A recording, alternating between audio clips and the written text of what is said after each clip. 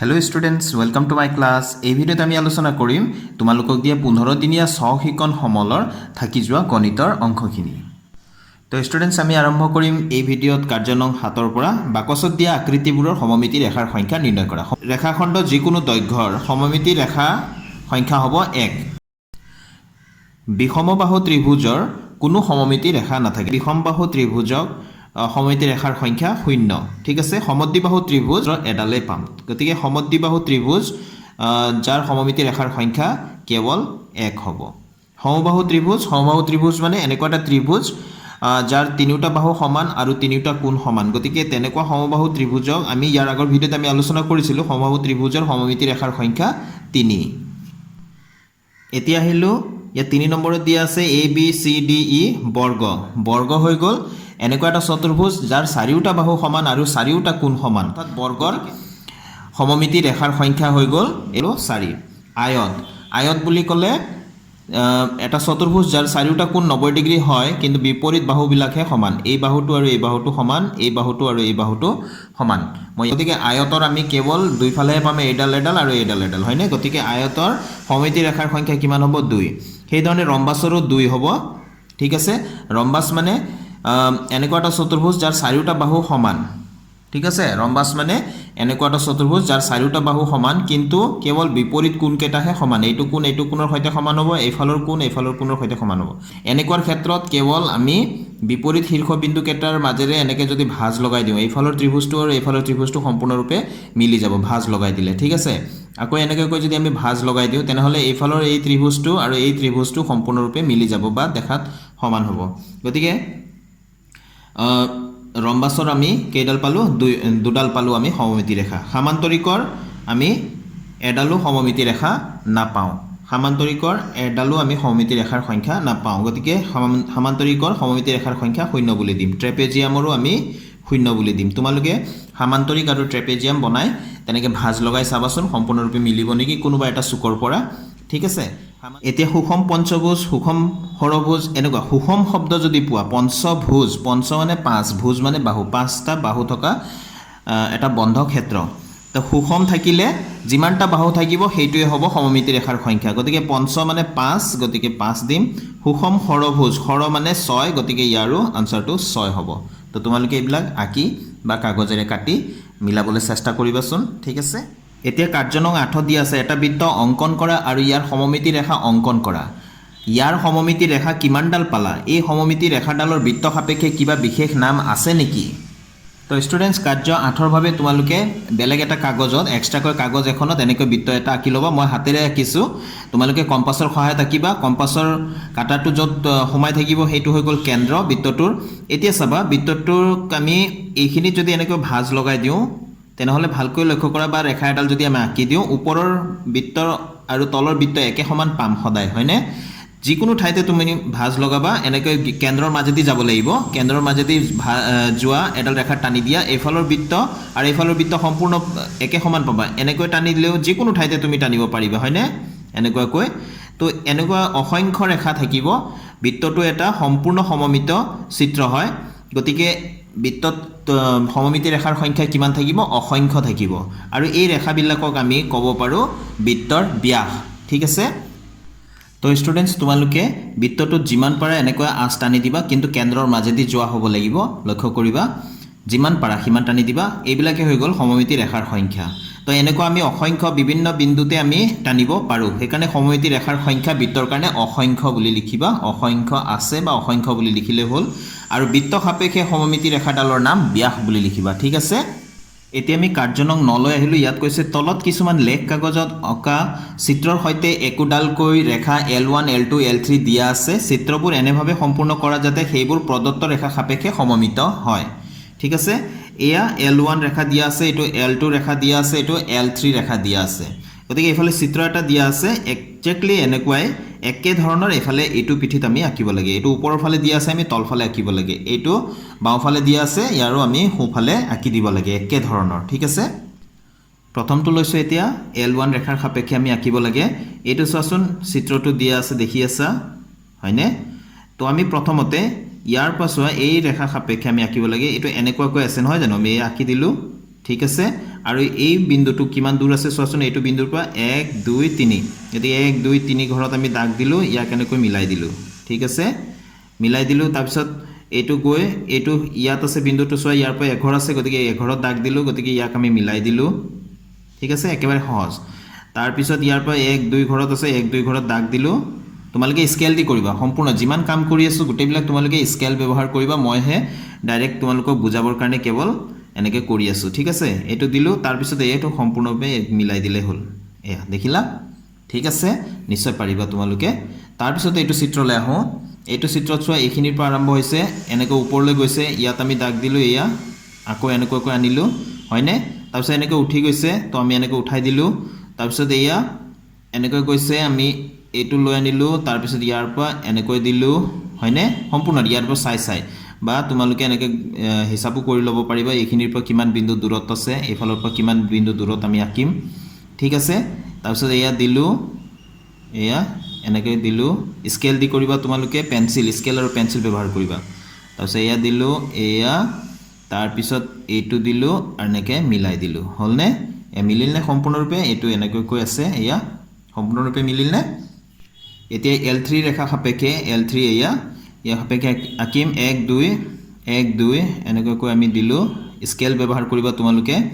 তাৰ পিছত এইটো দিলো তলফালে আছে তাৰ পিছত এনেকৈ সোমাই গৈছে এঘৰ সোমাই গৈছে এঘৰ নামি আহিছে হয়নে তাৰ পিছত এফালে দুঘৰ ওলাই গৈছে তো দুঘৰ ওলাই দিলো তাৰ পিছত এনেকৈ কৈ বেকাকৈ এঘৰ সোমাই গৈছে এয়া হলনে তাৰ পিছত এঘৰ এনেকৈ আছে হয়নে তাৰ পিছত তোমাৰ এইটো এনেকৈ গ'ল হয়নে তাৰ পিছত এইফালে 1 1 2 1 2 এনেকৈ কৰি দিয়া এয়া হিচাপটো এনেকৈ কৰি ল'ব পাৰা তাৰ পিছত এনেকৈ কৈ আহি ইয়াত লাগিছে হয়নে এইটো লাগিছে আৰু এইটো আমি জয়েন কৰি দিম এতিয়া হলনে সম্পূৰ্ণ তো এই ধৰণে তোমালোকে চেষ্টা কৰিবা এতিয়া ষ্টুডেন্টস আমি কাৰ্য নং 10 লৈ আহিলো ইয়াত দি আছে এখন আয়তাকৃতিৰ কাগজ কাটি দুইফালে সম্পূৰ্ণৰূপে মিলাই ভাঁজ কৰা কিমানটা ভাঁজ পালা প্ৰতিটো ভাঁজৰে একোটা চিত্ৰ অংকন কৰা ঠিক আছে তো আয়ত মই এয়া চোৱা কাটি লৈছো তো আমি এনেকৈ মিলাব পাৰো হে চোৱা সম্পূৰ্ণৰূপে মিলি যাব লাগিব হয়নে তো এনেকৈ এটা ভাঁজ দিব পাৰো আৰু এটা এনেকৈ আমি ভাঁজ দিব পাৰো যত নেকি তলৰ আৰু ওপৰৰ অংশখিনি সম্পূৰ্ণৰূপে মিলি যায় হয়নে চোৱাচোন এয়া সম্পূৰ্ণৰূপে মিলি গৈছে হয়নে তো এফালে এইটো চুকত আমি ভাঁজ কৰিলে কিন্তু নহব এয়া চোৱা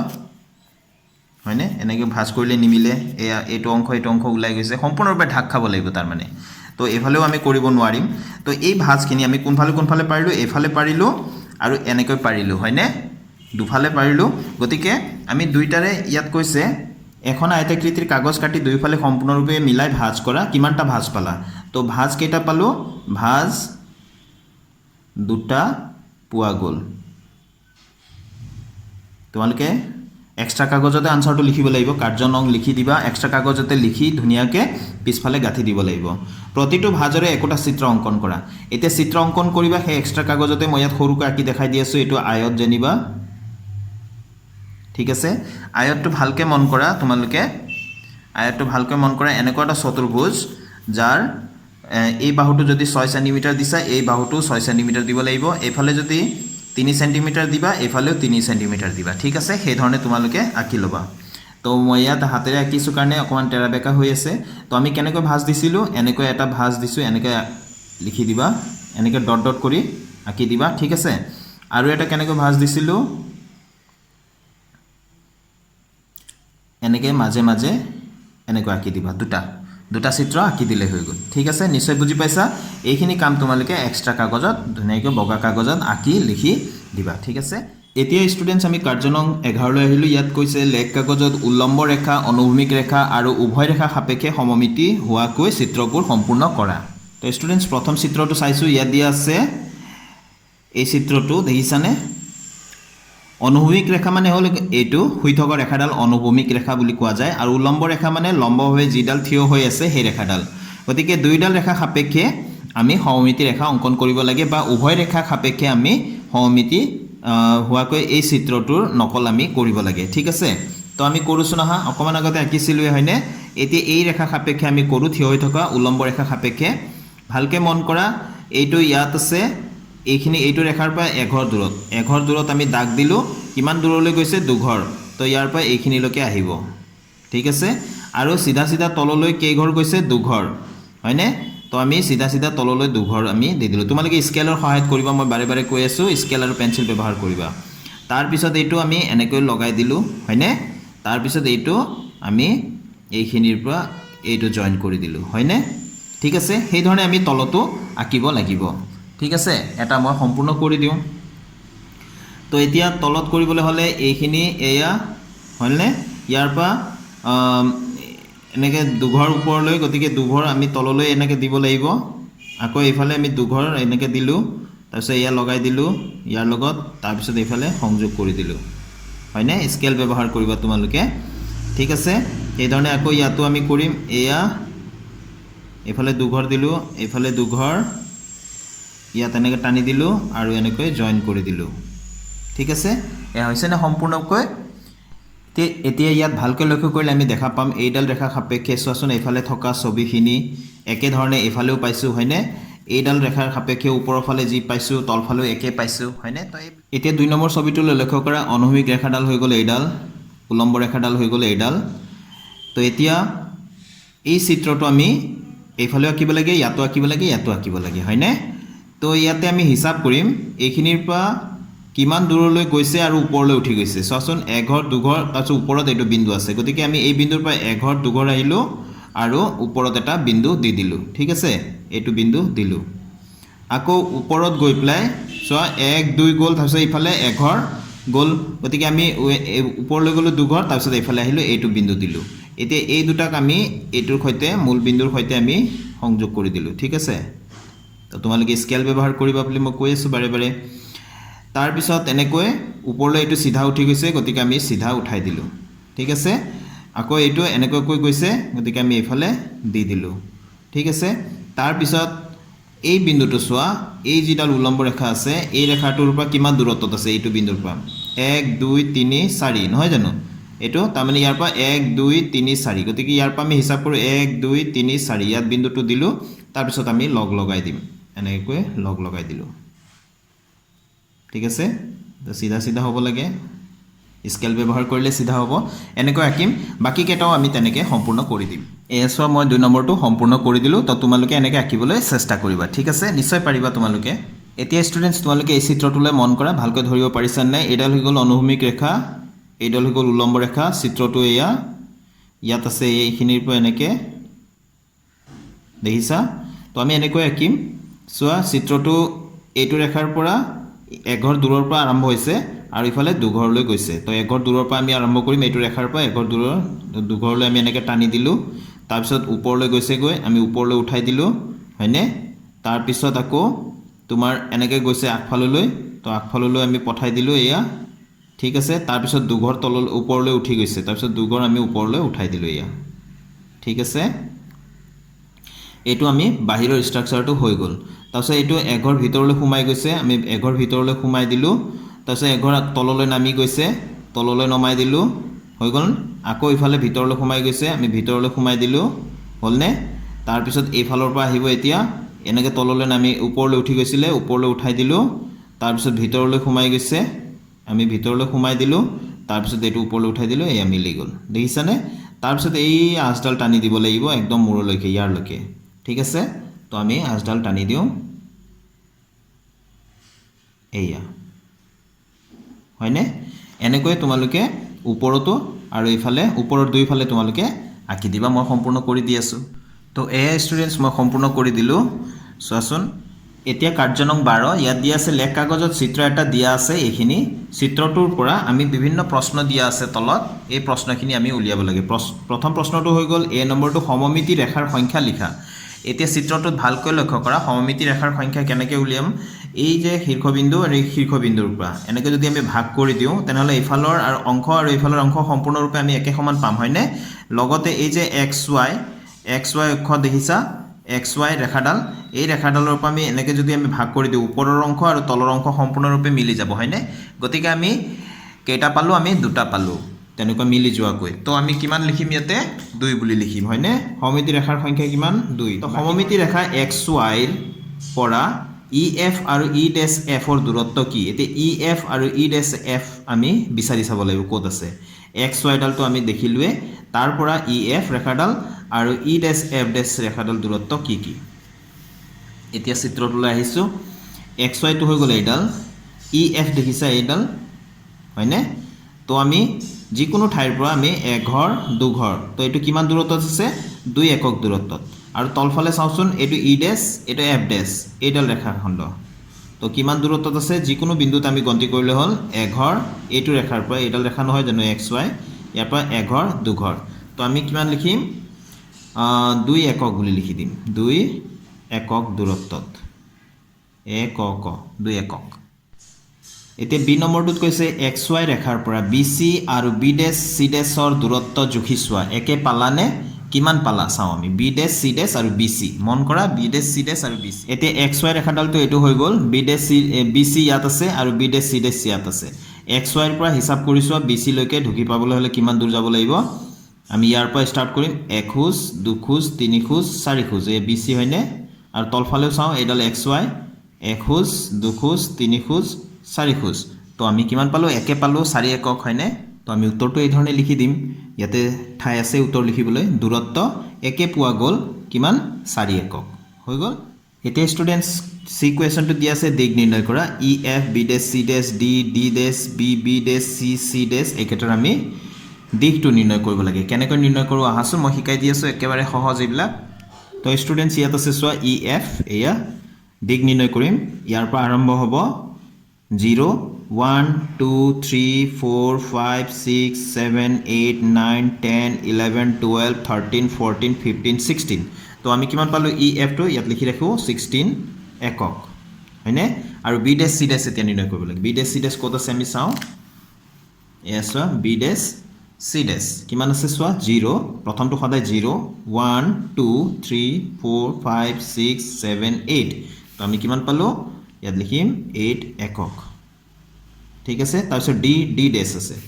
D ডেছ ভালকৈ মন কৰা D আছে ইয়া ওপৰত আৰু D ডেছ ইয়াত আছে এই ৰেখাখণ্ডটোৰ আমি দিগ নিৰ্ণয় কৰিব লাগে তো ইয়াৰ পৰা D ৰ পৰা আৰম্ভ কৰো 0 প্ৰথমটো সদায় 0 এঘৰ দুঘৰ তিনিঘৰ চাৰিঘৰ 5 6 7 8 তো কিমান লিখিম আমি এটোটো পালো আমি 8 একক ঠিক আছে B ডেছ এতে B ডেছ ক'ত আছে চোৱাচোন এই B ডেছ ইয়াৰ পৰা দূৰত্বটো কিমান হ'ব 1 2 3 4 5 6 7 আৰু 8 8 ইয়াতো আমি পালো 8 একক C ডেছ এতিয়া ইয়াছা C ডেছ এটোটো আমি 8 এ পাম 1 2 3 4 5 6 7 8 কিমান পালো 8 একক এইবিলাক আমি তাতে টুকি দিম হয়নে মই ইয়াত এনে লিখি ললো সুবিধাৰ কাৰণে তো গুটেখিনি মই ইয়াত লিখি দিলো তোমালোকে এই ধৰণে লিখি দিবা ঠিক আছে কেনেকৈ আমি জুখিলো তোমালোকে নিশ্চয় এতিয়া বুজি পাইছা এতিয়া কাৰ্য নং 13 শুদ্ধ উত্তৰটো ৰাখি অশুদ্ধ অংশটো কাটি দিয়া আমাৰ চৌপাশে দেখি থকা সকলোবোৰ বস্তুৱে সমমিত হয় নহয় তো সমমিত সকলোবোৰ বস্তুৱে নহয় তো নহয়টো শুদ্ধ হয় আমি কি কৰি দিব লাগে ইয়াতে শুদ্ধ উত্তৰটো ৰাখি অশুদ্ধ অংশটো কাটি দিয়া অশুদ্ধ অংশটো হয়টোহে হয় এইটো কাটি দিম আমি ঠিক আছে এটো নহয়টো থাকিব দেই মই ভুলতে কাটি দিলো তো নহয়টো উত্তৰ হয় সকলো সমমিত বস্তুৰে সমমিতি অক্ষ থাকে নাথাকে সমমিতি বস্তু হলে সমমিতি অক্ষ থাকিবই লাগিব তো থাকিব নাথাকেটো আমি কাটি দিলো ঠিক আছে তাৰ পিছত আছে সমমিতি বস্তুবোৰৰ সমমিতি অক্ষ এডাল দুডাল তাতোধিক হ'ব পাৰে এডাল দুডালতকৈও বেছি হ'ব পাৰে এডাল দুডাল আমি কাটি দিলো বেছিও হ'ব পাৰে সমমিতি অক্ষ নাথাকিলে বস্তুটো সমমিত হ'ব পাৰে নোৱাৰে সমমিতি অক্ষ নাথাকিলে বস্তুটো কেতিয়াও সমমিত হ'ব নোৱাৰে এটো শুদ্ধ উত্তৰ আমি এটো ভুলটো কাটি দিম ঠিক আছে ই নম্বৰটো আহিলো সমমিত বস্তু এটাৰ সমমিতি ৰেখাডালৰ দুয়োফালে থকা অংশ দুটা মিলি যাব নাযাব মিলি যাব নহয় জানো আমি ইমান দেৰিলৈকে হেতুৱে চাই আছিল যে মিলি যায় নে নাযায় তো মিলি যাব নাযাবটো আমি কাটি দিলো সমবাহু ত্ৰিভুজ সমদ্বিবাহু ত্ৰিভুজ বিষমবাহু ত্ৰিভুজৰ সমমিতি ৰেখা নাথাকে কাৰ নাথাকে বিষমবাহু যাৰ বাহু এডালো সমান নহয় তেনেকুৱা ত্ৰিভুজৰ সমমিতি ৰেখা নাথাকে বাকি কেটা আমি কাটি দিম ঠিক আছে তো ষ্টুডেন্টস ইয়াৰ লগে লগে গণিত অংশৰ আলোচনা সম্পূৰ্ণ হ'ল আশা কৰো ষ্টুডেন্টস তোমালোকে মোৰ ভিডিওৰ যোগেদি উপকৃত হৈছা তেনেহ'লে আজিৰ ভিডিঅ'টো মই ইয়াতে সামৰিম ষ্টুডেণ্টছ নেক্সট ভিডিঅ'ত আকৌ লগ পাম নতুন অংকৰ সৈতে থ্যাংক ইউ ষ্টুডেণ্টছ কিপ ৱাচিং মাই চেনেল